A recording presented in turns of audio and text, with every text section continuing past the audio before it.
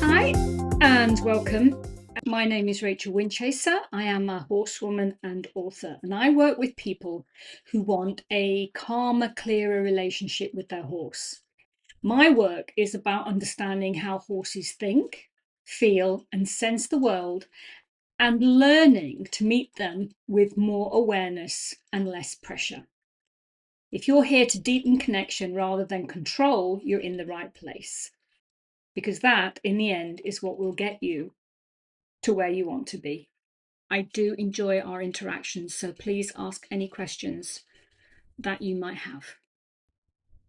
I want to go straight into something that sits underneath everything that we do with our horses, whether we name it or not. And that is start with the mind, not the movement. It sounds really simple, but it changes the entire conversation. Most people are still watching the body first, the feet, the frame, the transition, the behavior, the physical behavior. And by the time we react, the moment that mattered has already passed. The mind always moves first. Always. We don't always notice it, we don't always perceive it, but it does. And today I want to slow this right down. I want to talk about what that actually looks like in practice and how it links to confidence and curiosity, and how we can begin to feel this rather than just understand it as a theory. So first, let's think about why the mind comes first. Many of us were taught to work through physical cues. Walk to trot, trot to canter, inside leg, outside rein, correct the shoulder, fix the rhythm, watch your balance. And that education trains our eyes on the body.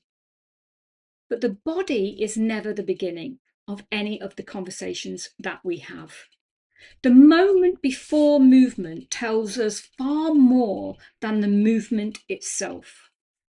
Now, whether that is a tiny shift of attention, a breath change, or a softening, or a brace, a hesitation, or something that feels like a beginning. And sometimes it could be a quiet readiness that arrives before the feet move at all. And this is where people often say their horses aren't listening. But in reality, the mind left the conversation. It left the conversation long before the body showed it. When we miss the mind, we end up correcting late. It's as simple as that. When we meet the mind, the body follows without force. One of my foundation principles is ensuring we connect to the mind so that they can connect to the body. As where the mind goes, the body will follow. This is not about being softer for the sake of it. It's about how learning actually works. A horse can only take in new information when the mind is available. If the mind is anxious or braced or distracted, frozen or overloaded, the body will reflect that state no matter how good your timing or technique is. And it matters because most of what we ask our horses are human ideas. They are not choices a horse would naturally make in that moment and in that repetition. So clarity has to come before effort. So starting with the mind makes the work collaborative rather than imposed. Horses respond very clearly to that difference. A key element is that confidence is built before the challenge. And this is where confidence often gets misunderstood. If you ask questions your horse already knows how to answer, you are not going backwards. You are giving the mind a place to succeed. Every mammal needs that, including us.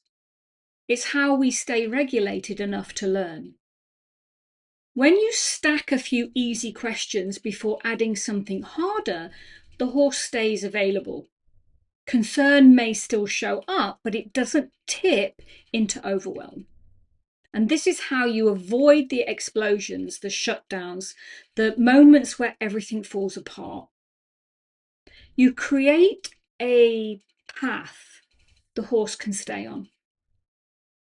This is also where the curiosity loop becomes visible.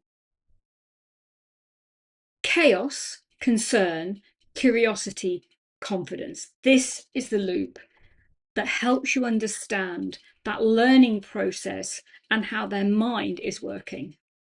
It is not a straight line, but as a looping process.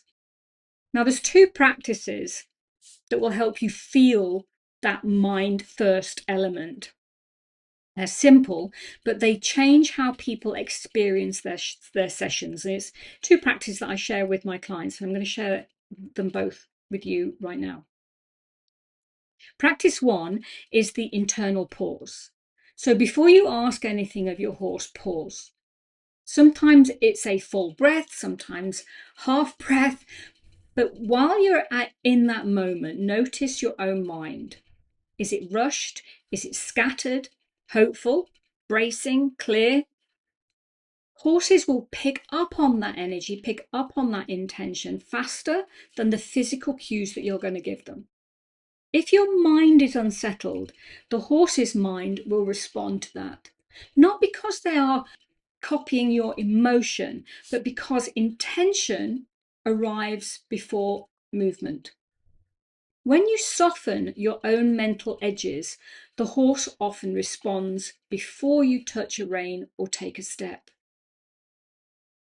It's all part of that mirroring that they do. The second practice, a non-physical question asking. So standing by your horse with no intention to move or do anything, no pressure, no cue, no agenda. In your own mind, ask a simple question. Are you with me? And watch what happens. A blink, a breath, a softening, a shift of attention. That is the mind responding without the body needing to move. It's really important, though, that you practice the pause first, so that when you ask that non-physical question, your frame of mind is calm and open. When you learn to read this layer, the physical transitions become quieter and clearer. We all want to have that in our physical conversations with our horses. We want our transitions from walk to trot to be smooth and clear and calm, to canter, smooth, clear and calm. So understanding where that journey begins is the important part. So what I would like for you to practice this week are three things. First, watch for the first thought, the earliest sign of understanding or hesitation before movement. Secondly, begin every session with two easy questions that they already know the answer to, and let the mind settle into success before you add challenge. And thirdly, use that internal pause to check your own mental state before you expect clarity from your horse. This alone can change how your sessions feel. and how you get to what you desire, meeting the horse's need for their mind to be connected to their body. I shared a 6-minute edit of a much longer video, and you can see the shape of this process quite clearly. It shows how horses move through that chaos, concern, curiosity, and confidence loop when they meet something new.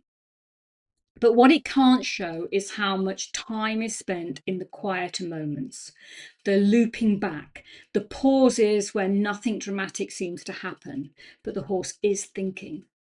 For those, you would need to watch the full session, and that is available in the Study Hub over on Patreon. That version is there to study, not to consume. It lets you see how the mind stays engaged when the process is respected. And I will put a link to both of those videos in the comments here, in the notes here, so that you can easily find them if you would like. So let me know how you get on with the practices.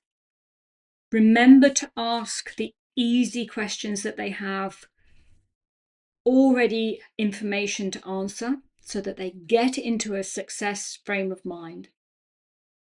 Thank you for being here and for the care that you bring to your horses.